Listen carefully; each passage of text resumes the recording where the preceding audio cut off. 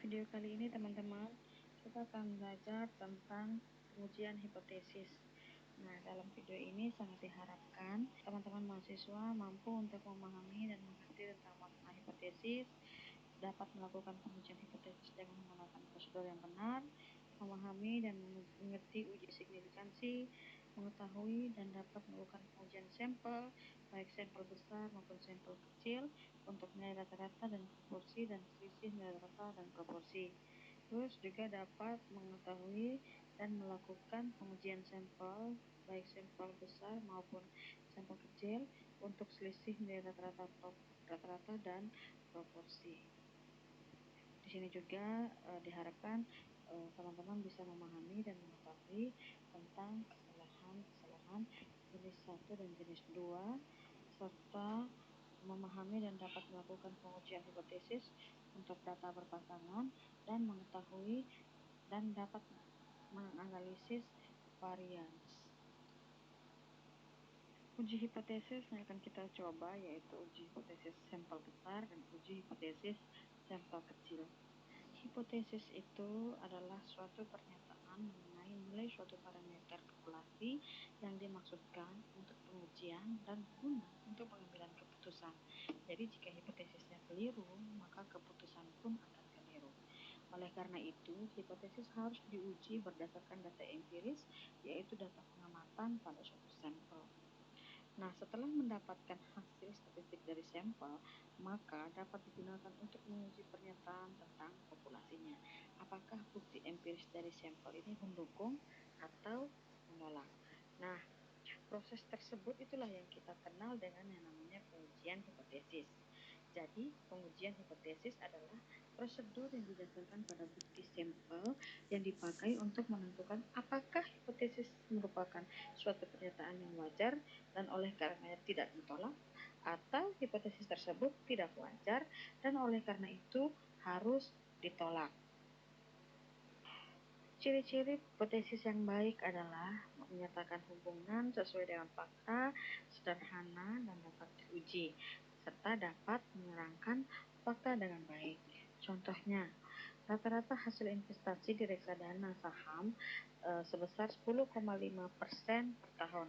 Nah, hipotesis ini adalah hipotesis yang menyajikan fakta yang perlu diuji, yaitu misalnya nilainya 10,5%. Itu ada berapa unit gitu. Itu contoh-contohnya. Terus kemudian contoh lain lagi, hasil investasi reksadana saham lebih tinggi dibandingkan reksadana lainnya. Nah, contoh ini merupakan hubungan antara sesuatu dengan sesuatu yang lain, dia membandingkan. Kemudian contoh-contoh lagi yaitu produktivitas tenaga kerja Indonesia lebih rendah dibandingkan negara Asia lainnya. Nah, ini bisa menggambarkan proporsi lebih rendah dibandingkan negara Asia lainnya. Jadi itu beberapa contoh dari ciri-ciri hipotesis yang baik. Jadi pengujian hipotesis itu merupakan prosedur itu yang didasarkan pada bukti sampel yang dipakai untuk menentukan apakah hipotesis merupakan suatu pernyataan yang wajar dan oleh karenanya tidak ditolak, atau hipotesis tersebut juga tidak wajar dan oleh karena itu harus ditolak. Namun pengujian statistik itu baik menerima atau menolak tidak dimaksudkan untuk membuktikan bahwa sesuatu itu benar secara absolut, tetapi pengujian statistik memberikan bukti yang cukup untuk menerima atau menolak suatu hipotesis. Nah, untuk menentukan keputusan tersebut itu terdapat suatu prosedur itu yang terdiri dari 5 langkah, yaitu dengan merumuskan masalah, kemudian menentukan taraf nyata, terus menentukan uji statistiknya, yang terakhir yaitu menentukan daerah keputusan hingga kita bisa mengambil keputusan. Yang pertama adalah merumuskan hipotesis. Nah, perumusan hipotesis ini dikembangkan oleh Visser. Visser ini dikenal sebagai bapak fisika. Jadi Visser ini membedakan hipotesis menjadi hipotesis nol dan hipotesis alternatif. Jadi hipotesis nol itu adalah suatu pernyataan mengenai nilai parameter populasi biasanya itu disimbolkan dengan H0. Nah, ciri-ciri H0 itu biasanya di situ ada implikasi bahasa seperti tidak ada beda, dan di dalam perumusan bahasanya dinyatakan dengan tidak berbeda antara titik-titik dan titik-titik, atau dinyatakan dalam bentuk titik-titik tidak mempengaruhi titik-titik, atau juga titik-titik sama dengan titik-titik. Nah, salah satu contohnya misalnya rata-rata hasil investasi reksadana saham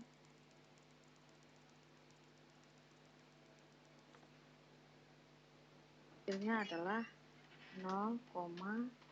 Jadi taraf nyata pada tingkat kepercayaan 95%, taraf nyatanya adalah 0,5. Semakin besar nilai C, maka semakin kecil nilai alfanya atau taraf nyatanya.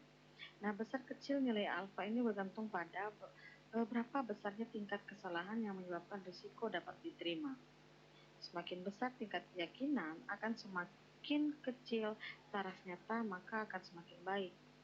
Kebiasaan umum yang dipakai untuk dunia kedokteran dan teknik itu biasanya taraf nyatanya 1% atau tingkat keyakinannya 99%. Karena kalau kita mau membahas tentang manusia, misalnya berapa keberhasilan operasi, maka harapan yang paling diharapkan itu adalah dengan tingkat keyakinan berhasil itu 99%. Begitu juga kalau yang ekonomi, taraf nyatanya itu paling rendah itu adalah 5%. Nah, kalau ilmu sosial itu biasanya 10%. Tapi di dalam dunia nyata akan sebaiknya jika menggunakan taraf nyata 5% atau tingkat keyakinan 95% dan 99%. Langkah berikutnya adalah menentukan uji statistik. Nah, uji statistik itu adalah suatu nilai yang diperoleh dari sampel dan digunakan untuk memutuskan apakah akan menerima atau menolak hipotesis nol. Nah, uji statistik juga ada berbagai macam, yaitu seperti uji Z, uji T, uji F, ada uji G kuadrat. Nah, pada bagian yang akan kita bahas pertama ini, kita akan membahas tentang uji Z. Nanti uji yang lainnya akan dibahas berikutnya. Nah, uji Z itu seperti ini teman-teman, rumusnya adalah Z sama dengan rata-rata hitung sampel dikurang dengan rata-rata hitung populasi dibagi dengan standar error sampel.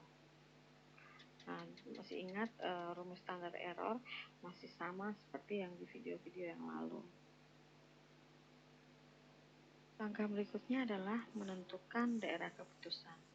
Nah, daerah keputusan ini merupakan pernyataan mengenai kondisi di mana hipotesis nol ditolak atau diterima. Untuk menentukan daerah keputusan ini akan didasarkan pada uji statistik.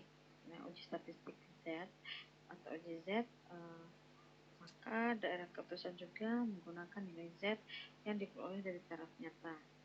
Nah, nilai Z ini diperoleh dari taraf nyata yang kita sebut dengan nilai kritis.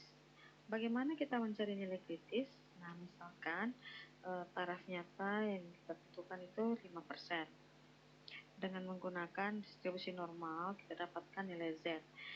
Untuk mengetahui satu arah, maka probabilitasnya itu 0,5 dikurang dengan 0,05, maka dapatnya 0,450.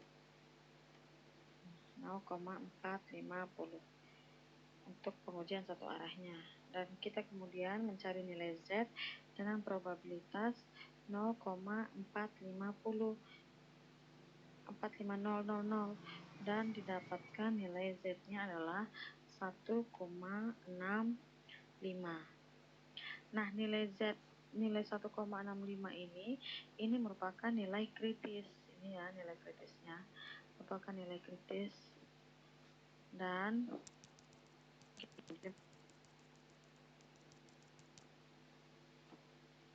sama dengan atau lebih kecil sama dengan.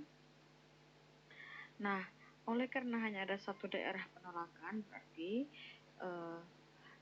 daerah penolakan tersebut sebesar taraf nyata yaitu alfa. Dan untuk nilai kritisnya biasanya ditulis dengan Z alfa. Z alfa.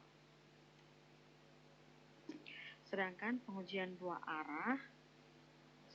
kalau pengujian dua arah itu daerah penolakan H0-nya itu ada dua. Jadi ada di sebelah kiri dan ada juga di sebelah kanan. Jadi karena dia mempunyai dua daerah, maka masing-masing daerah itu mempunyai luas setengah dari taraf nyata, ya, yang biasanya kita lambangkan dengan setengah alfa. Setengah alfa. Dari nilai kritisnya itu akan menjadi Z setengah alfa. Z setengah alfa. Nah, kalau untuk yang pengujian dua arah itu bisa juga kita sebutkan dengan istilah two-tail test. Nah, kalau two-tail test ini tanda yang kita gunakan itu biasanya sama dengan atau tidak sama dengan. Jadi ini contohnya. Jadi kalau hipotesisnya rata-rata hasil investasi lebih kecil dari 10%, ada bahasa lebih kecil, berarti hipotesis nolnya itu adalah seperti ini. Lebih kecil sama dengan 10,5, misalnya hipotesisnya seperti itu. H1-nya berarti lebih besar dari 10,5. Kalau ini contohnya rata-rata hasil investasi sama dengan, maka di sini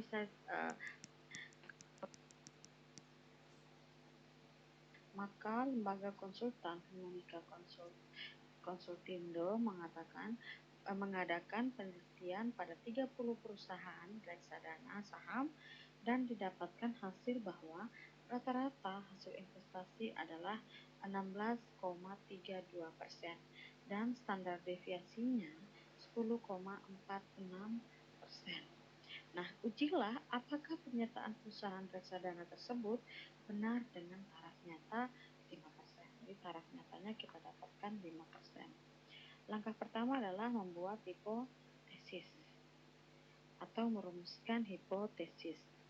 Hipotesis menyatakan bahwa rata-rata hasil investasi sama dengan 10,5% merupakan hipotesis nol. Ya, rata-rata mencapai 10,5%. Dan hipotesis alternatifnya adalah rata-rata hasil investasi tidak sama dengan 10,5 karena hipotesis nolnya kita sudah pakai sama dengan, berarti hipotesis alternatifnya adalah tidak sama dengan.